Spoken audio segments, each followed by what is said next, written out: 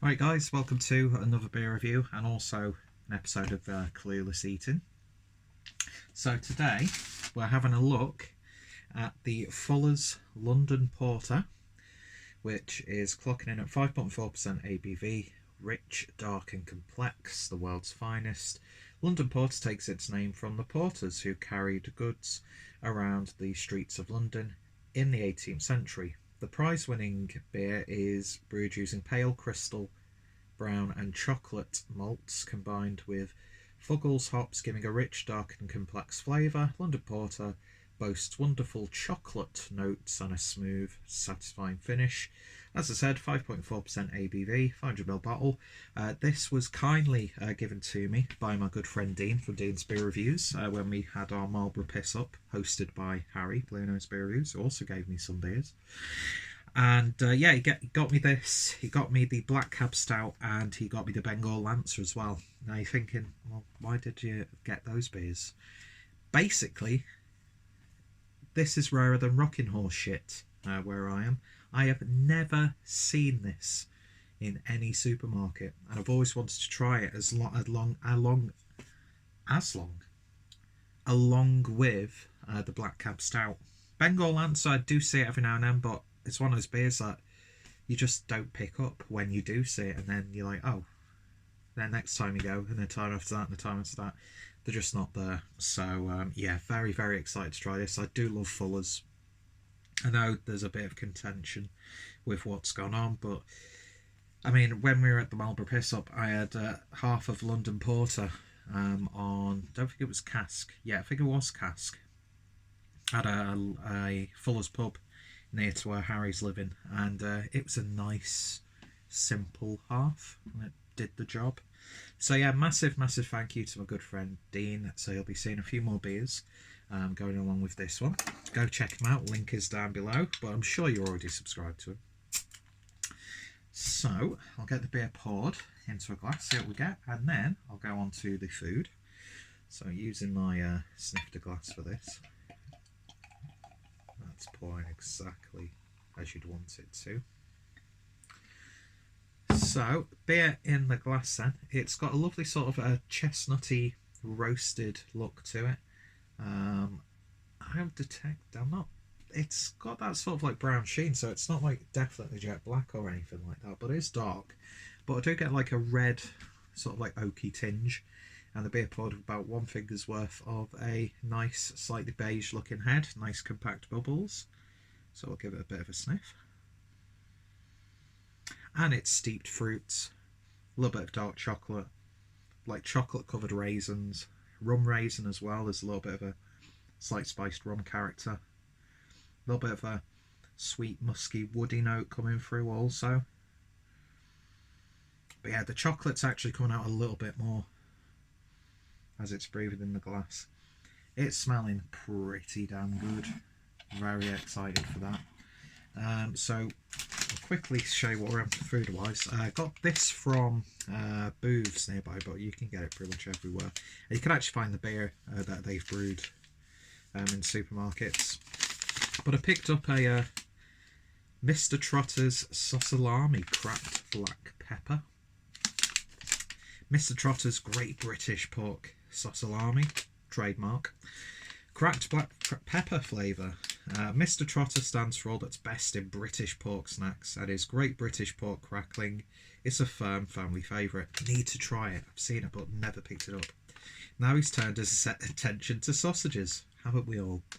Not any old sausage, but a sausalami packed with the finest British pork with a zip of cracked black pepper to give a very traditional touch, and air dried like a salami to give you easy eating. Just open the package and snap off as much as you fancy.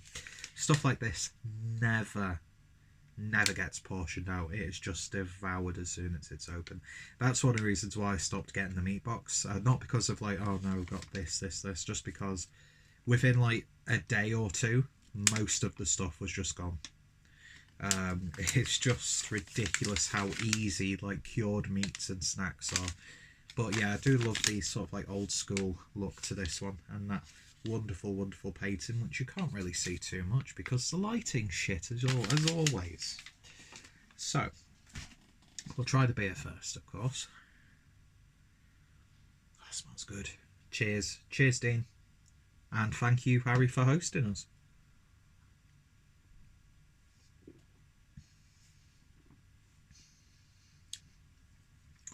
And that's what you want from a porter. Light-bodied. I mean, obviously, personally, I like it when there's a bit more bulk in the body, but it's a porter. It's a sub 6% porter. I know I'm not going to get a bold body. I know it's not going to be sticky and fudgy and gloopy. But it does leave a lovely, oily slickness on the inside of your palate. There's a real hint of spice about this. It's probably because I'm recording this like in the second week of December, but it's got like a bit of like allspice fig sort of flavour. Very Christmassy. Lovely melted dark chocolate coming through. Nice smoky, savoury, woody tone. It's just ram full of flavour. It's very subtle jamminess to it as well. Steeped fruits.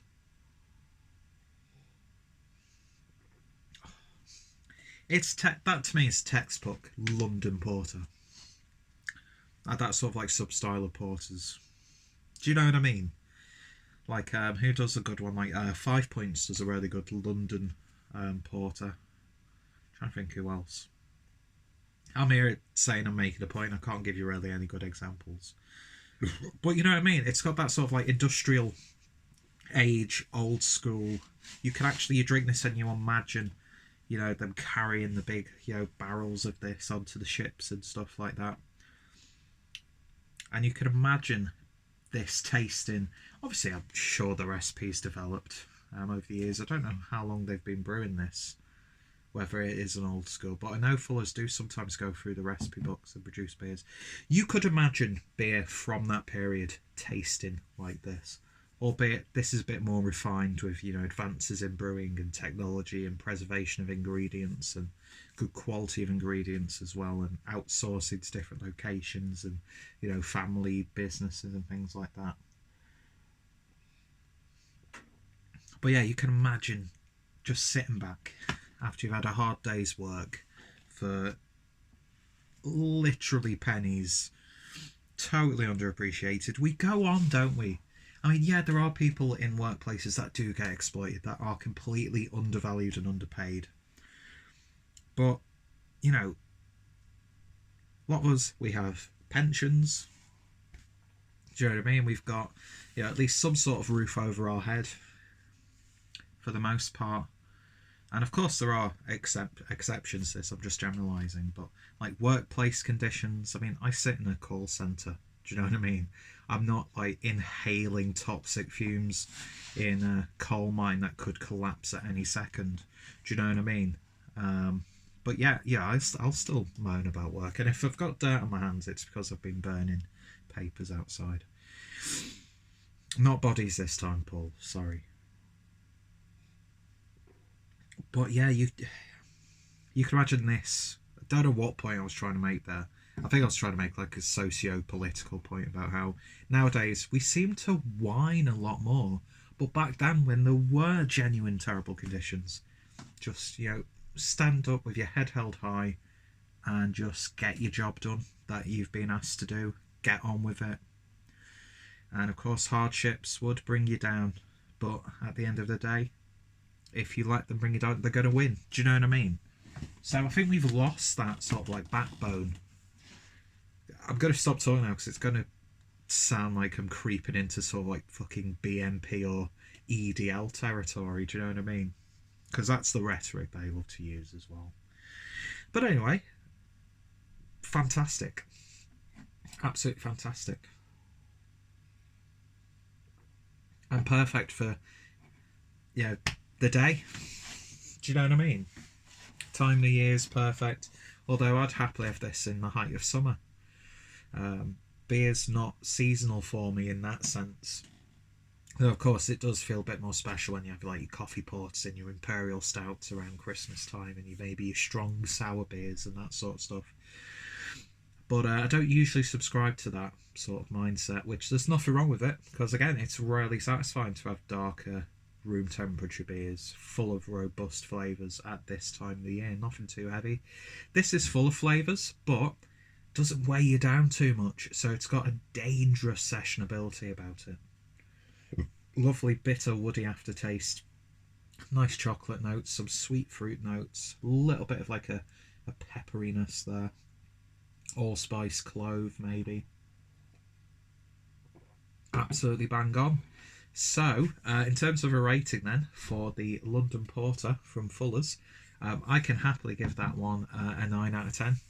I think it's just a great example of this style, and yeah, if I could get my hands on this, I would definitely pick it up much more, because again, porters are a style that, as I said at the start, you know what to expect, but you sort of get conditioned on these like big, bold, outrageous beers every now and then. So of course it's gonna feel thin to like an Omnipio Imperial, coconut, Muscovado, whatever fudge porter. But if you want a good classic old school porter, then definitely want to get a hold of. And of course, I've not tried this since the big business decisions as of late, but I can't imagine the recipes change that much. I'd like to hear your thoughts, opinions on it, of course. So yeah, 9 out of 10 from me. Absolutely wonderful little beer, and a massive thank you to Dean, because if it were not for him, it'd probably be a hell of a long time before I got to try that. So very happy indeed, and it's delivered what I wanted, and that's an important thing, isn't it, really, at the end of the day.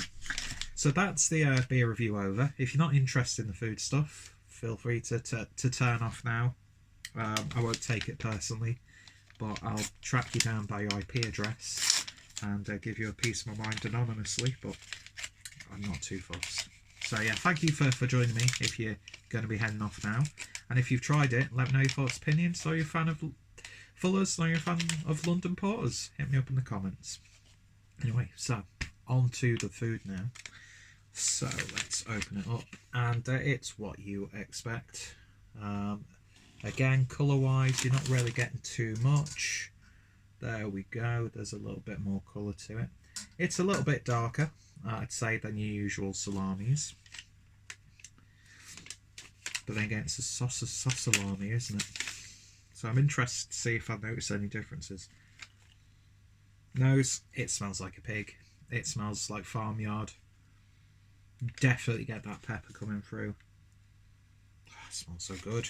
Let's give it a taste.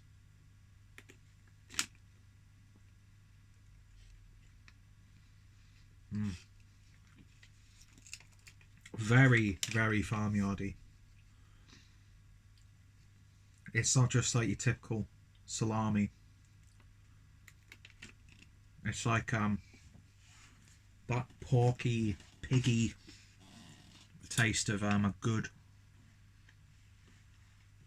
pork scratching, but it's got a bit more depth to it with the actual meat itself. Black pepper.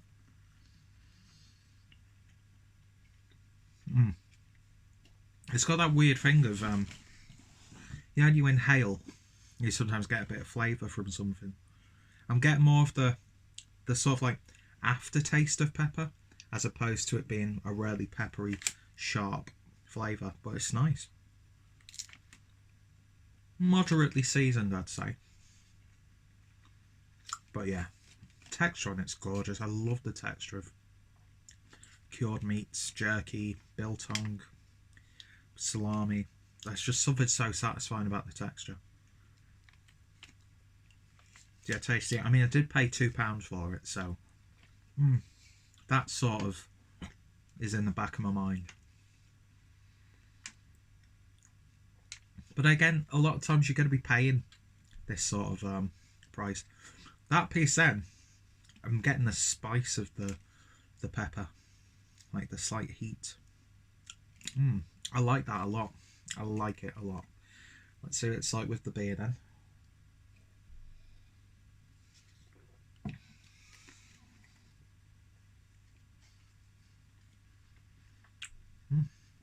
Oh yeah.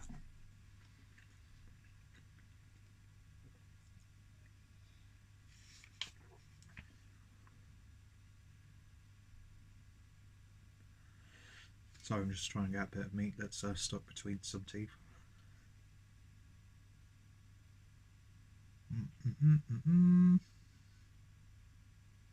I'll get it later, it's fine. Nice surprise taste in a few minutes down the line. Yeah, this is one of those seamless transitions from food to drink. Nothing's really built on, but then again, nothing's really detracted from either the pork or the beer.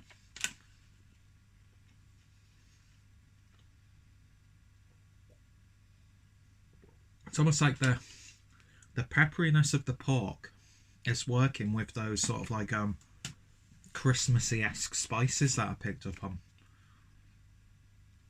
So I suppose it does sort of bring out more of those savoury, spiced flavours from the porter.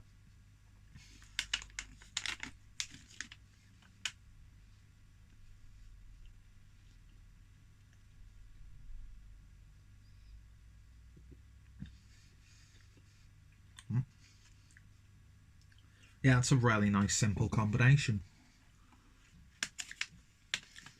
Do you know what I mean? It's cured meat and beer anyway, so of course it's going to be good. But I think that really, really works. Well, that peppery kick mixes nicely with the bitterness of the beer, and I'm pouring beer everywhere. There we go. Lovely stuff. Oh yeah, I like this. Perfect for a winter's evening.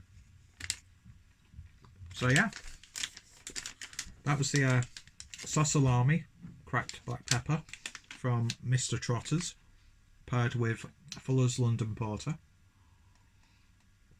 It works really well. Only downside is the price. For one stick,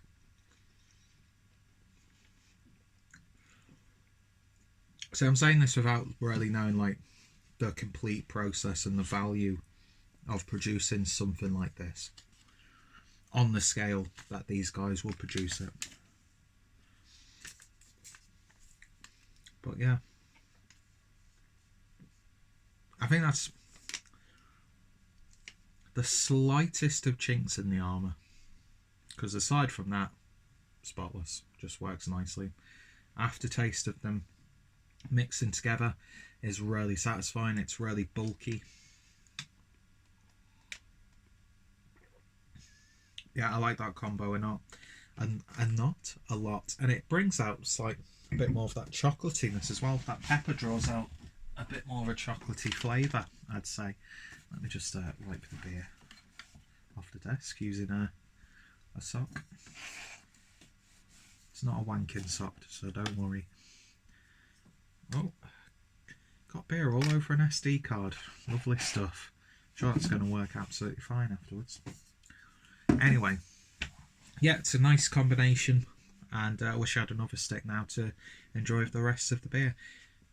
Throw a bit of nice smoked cheddar into the mix, and oof, that's got to happen now. I'm going to have to get some smoked cheddar and another one of these and do it again. Get more of a kick now. The kick of the black pepper's building up, and it's lovely. It really, really is. Yeah, I like that combination. Don't have anything to use for a thumbnail though, so oh well. So yeah, either recommended for both. Beer on its own, snack on its own, and together works really, really well. Anyway, thank you guys for watching, and yeah, thoughts, opinions, suggestions, or what you'd like to see me do with this series, let me know in the comments. Anyway, thank you guys for watching, and I shall hopefully see you all later. Cheers.